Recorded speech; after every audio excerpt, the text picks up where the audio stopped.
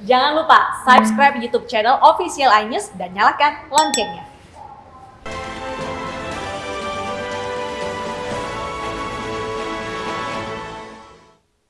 Anda masih bersama kami di iNews Siang. Pemirsa, setelah menyantap sahur, sebagian orang ini memilih melanjutkan beribadah atau bahkan beraktivitas lain. Kadang malah langsung tidur karena takut ngantuk waktu kerja kan. Betul sekali. Nah, tapi ternyata ada yang bahaya kalau misalnya kita habis sahur langsung tidur.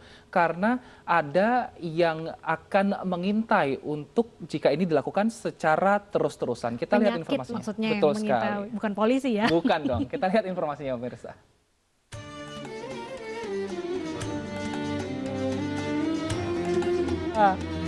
Sahur sangat dianjurkan bagi umat Islam sebelum melakukan puasa seharian penuh agar tubuh tetap ternutrisi. Apalagi sahur yang merupakan sunnah juga bisa membuat kita mendapatkan berkah dari Allah Subhanahu wa Ta'ala. Kondisi perut yang kenyang dan rasa kantuk yang masih tersisa kerap membuat kita memilih tidur kembali usai santap sahur. Padahal baik secara kajian agama maupun kesehatan, perilaku ini kurang baik. Tidur usai santap sahur menjelang subuh sangat tidak dianjurkan oleh Rasulullah Shallallahu Alaihi Wasallam karena di saat-saat itulah banyak keberkahan.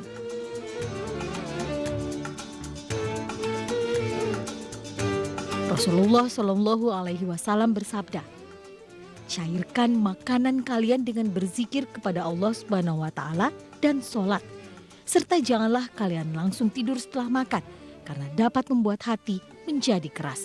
Seperti diriwayatkan dalam hadis Abu Nuaim dari Aisyah radhiyallahu an. Ternyata dari sisi ilmu gizi dan kesehatan, tidur setelah makan juga tidak dianjurkan, bahkan dilarang karena memiliki efek buruk. Seperti penimbunan lemak, meningkatnya produksi asam lambung, terjadinya gastroesophageal reflux disease atau GERD, dan gangguan pencernaan. Jika langsung tidur setelah sahur, maka aktivitas puasa bisa terganggu karena munculnya nyeri ulu hati, kembung, serta mual. Maka hindari tidur setelah makan sahur.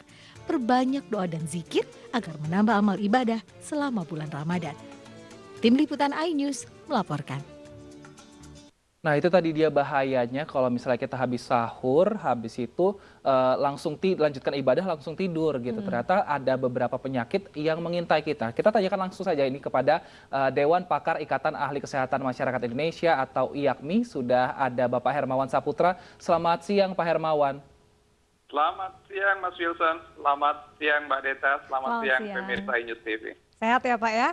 Alhamdulillah sehat. Semoga lancar puasanya hari ini Pak. Amin, amin. Baik Pak Hermawan, bisa diceritakan sebenarnya mengapa habis makan, sahur misalnya habis itu misalnya sholat baru langsung tidur itu bisa menyebabkan tadi beberapa penyakit seperti GERD dan juga yang lainnya Pak. Ini secara biologinya seperti apa cara kerja makanan dalam tubuh? Ya, secara umum pertama setiap kali kita makan ya, apakah itu sarapan, makan siang, sampai makan malam itu sama. Itu berkaitan dengan pencernaan, metabolisme, dan apabila kita mengikutinya dengan pola istirahat, pola aktivitas yang tidak tepat, malah akan menimbulkan permasalahan kesehatan. Tetapi khusus bicara di tengah bulan Ramadan atau selama aktivitas puasa, menjadi menarik memang karena kita punya sunnah, yaitu kebiasaan sahur. Antara sunnah sahur, kemudian sholat subuh setelahnya, dan sunnah berdasarkan contoh dan riwayat hadis, memang ini sudah sering kita dengar bahwa tidak boleh kita langsung tidur. Secara kesehatan ini sangat penting sekali karena aktivitas makan biasanya itu mengandung lemak, karbohidrat, protein, dan berbagai substan mineral begitu yang memang kalau kita langsung istirahat atau tidur, di dalam saluran pencernaan kita ini antara makanan yang masuk melalui tenggorokan sebelum masuk ke lambung itu namanya ada esofagus.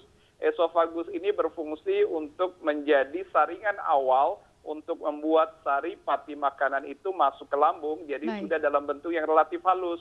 Kalau dia tidak diberi waktu yang cukup, langsung ada substan yang berat kemudian masuk, dan posisi kita setelah makan itu berbaring, apalagi tidur, maka situasinya akan terjadi reflux asam namanya. Makanan yang belum sempurna itu bisa kembali ke atas kerongkongan dan itu bisa menyebabkan iritasi dan juga gangguan-gangguan seperti sensasi panas dan lain-lain. Itu salah satunya. Pak Hermawan, lantas biasanya kan masyarakat ini setelah sahur mereka memilih tidur karena nanti mungkin kerja atau beraktivitas lain. Berapa jeda waktu yang Anda sarankan bagi mereka untuk kasih waktu dulu lah sebelum tidur lagi gitu? Itu biasanya kalau pencernaan lambung itu akan kosong kembali itu dalam 2-3 tahun. Bagi orang muda yang vitalitas metabolismenya masih baik, itu biasanya 2 jam ya, bukan. Kemudian 1 jam tambahan buat orang yang sudah lebih senior atau orang tua, biasanya 3 jam membutuhkan lambung itu kembali bersih. Jadi kalau sunnah sahur itu diakhiri pada waktunya gitu ya, jadi menjelang subuh, kalau di jam Indonesia itu biasanya jam 4 itu orang sahur. Kalau mengkhawatirkan sulit untuk tidak istirahat dan lain-lain, majukan sahurnya. Jadi lebih awal, tetapi sunnahnya itu jam 4 supaya setelah sahur diikuti dengan kegiatan sholat subuh, kemudian mengaji dan bereksersis ringan, membersihkan rumah dan lain-lain. Jadi ada waktu 2 jam setelahnya agar kita pencernaan kita mendapatkan mekanisme yang terbaik. Tetapi kalau di waktu yang kurang dari itu, tentu tadi pertama menimbulkan GERD, yang kedua kalau orang yang memang punya riwayat darah tinggi atau gangguan jantung dan stroke itu bisa berbahaya juga. Karena ada resiko tambahan di saat itu. Baik, Pak Hermawan, lantas bagaimana kalau masyarakat ini mengakali dengan tidurnya tuh sambil duduk? Apakah resikonya juga sama? Ya, tetap namanya tidur itu beda dengan duduk. Tidur itu kehilangan kesadaran dalam satu waktu dan artinya aktivitas organ tubuh kita berhenti, kecuali organ jantung. Nah, berhenti itu menyebabkan sistem metabolisme kita juga terganggu. Nah, makanya untuk mengantisipasi itu cara terbaik memang beraktivitas, bukan posisi tidur dalam keadaan duduk dan lain-lainnya. Itu tetap saja. Tetapi juga kalaupun tidak tidur berbaring itu juga tetap membawa dampak yang buruk sebenarnya. Makanya anjurannya adalah beraktivitas mulai dari sholat subuh hingga ibadah-ibadah yang lain. Itu cara terbaik. Tetapi paling tidak nanti menyiasatinya kalaupun makanan itu mengandung protein, mungkin daging dan lain-lain, sertakan buah-buah yang sehat yang memang bisa meminimalisir ya, seperti pisang yang paling murah dan bisa kita jangkau. Baik, nah Pak Hermawan, kalau gitu untuk biar nggak ngantuk, apakah warga ini juga diperbolehkan sehabis sahur, lalu mungkin sholat, lalu olahraga kecil-kecilan agar tidak ngantuk? Apakah dengan olahraga ringan ini juga akan mempengaruhi dari metabolisme tubuh tadi untuk memproduksi makanan? Ya, itu ya yang terbaik justru. Jadi memang aktivitas ringan itu penting. Biasanya dalam bulan puasa itu ada budaya, habis sahur kemudian diikuti sholat subuh, kemudian ada jalan-jalan ringan gitu. Jadi bukan juga jogging, bukan aktivitas olahraga yang berat, tetapi aktivitas kalau di rumah itu biasanya merapikan tempat tidur, kemudian merapikan rumah, menyapu, kebersihan dan lain-lain, atau bahkan mengaji dan aktivitas lanjutan setelah itu tuh memang dianjurkan. Jadi memang ukurlah waktu terbaik kita. Kalau kita bisa sampai 2-3 jam itu lebih baik. Kalau tidak, sahurnya dimundurkan.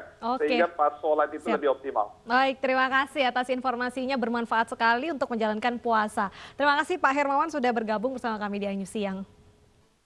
Pemirsa, Polda Jawa Barat menyiapkan sebanyak 338 pos penyekatan di seluruh wilayah Jawa Barat pada saat Lebaran nanti. Hal ini dilakukan sebagai antisipasi masih adanya pemudik yang nekat atau kucing-kucingan dengan petugas untuk bisa pulang ke kampung halaman lebih awal.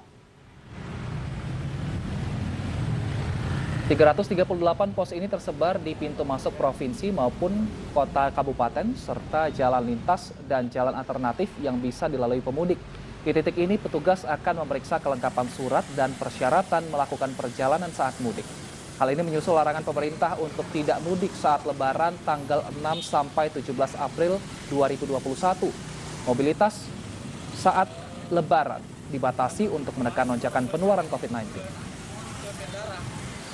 Pengalaman yang sudah ketika libur tahun baru kemarin itu lonjakannya langsung begitu tajam meningkat. Nah, ini jangan sampai nanti ada libur pas Lebaran, ya. Lalu seandainya masyarakat beramai-ramai melaksanakan mudik, kita tahu berapa 200.000 ya masyarakat yang akan pulang kampung bisa berinteraksi dengan. Ada beberapa persyaratan bagi Anda yang ingin melakukan perjalanan selama Ramadan dan Lebaran nanti. Yang pertama, selama bulan puasa tidak diperbolehkan melakukan perjalanan lintas kota atau provinsi, kecuali untuk perjalanan dinas, kedukaan, ibu hamil, dan kunjungan orang sakit. Selanjutnya, setiap perjalanan wajib menyertakan SIKM dan surat bebas COVID-19. Wajib melakukan isolasi mandiri 5 kali 24 jam sebelum dapat melanjutkan perjalanan di daerah tersebut. Setiap pelanggaran akan dikenakan sanksi dan denda.